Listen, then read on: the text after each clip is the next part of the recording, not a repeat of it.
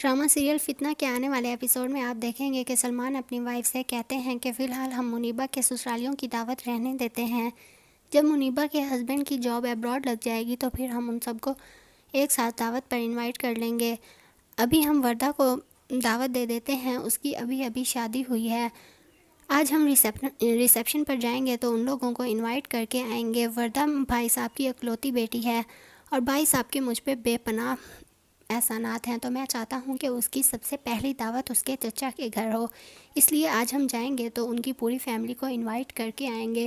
اس طرح بھائی صاحب کو بھی اچھا لگے گا۔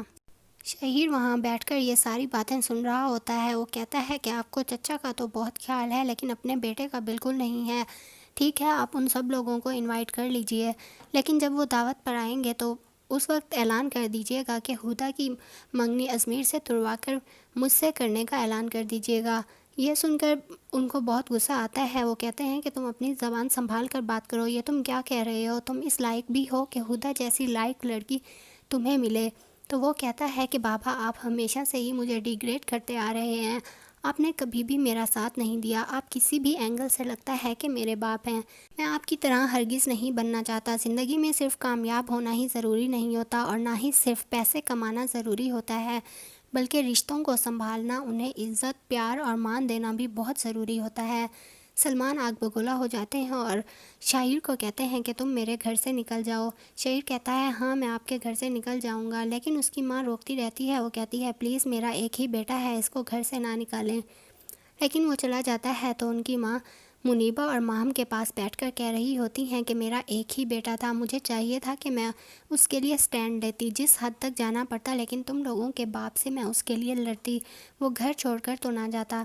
شہیر یہ ساری باتیں کھڑا ہو کر سن رہا ہوتا ہے تو وہ سوچتا ہے کہ میری ماں مجھ سے اتنا پیار کرتی ہے تو مجھے اس کا مان رکھنا چاہیے اور باپ کے آگے اس کا سر نہیں جھکنے دینا چاہیے۔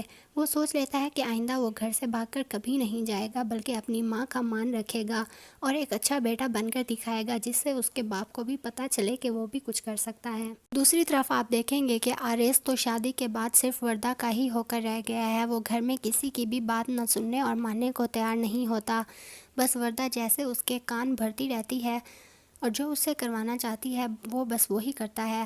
اپنی ماں اور بہن کی کوئی بات نہیں سنتا، نہ ہی اپنے بابا کی کوئی بات مانتا ہے، اور وردہ ہر وقت ہدا کو ڈیگریڈ کرتی رہتی ہے اور اس پر ایسے عجیب الزام لگاتی رہتی ہے تاکہ وہ سب لوگوں کی نظروں میں گر جائے۔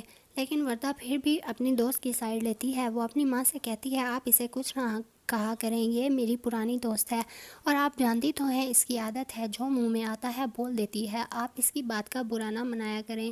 یہ سن کر اس کی ماں حیران ہوتی ہے کہ وہ تمہارے بارے میں کیا کچھ نہیں کہتی اور تم پھر بھی اس کی سائیڈ لیتی رہتی ہو۔ مزید ویڈیوز دیکھنے کے لیے چینل کو سبسکرائب کریں اور بیل آئیکن پر کلک کریں تاکہ ہر آنے والی ویڈیو آپ تک پہنچتی رہے۔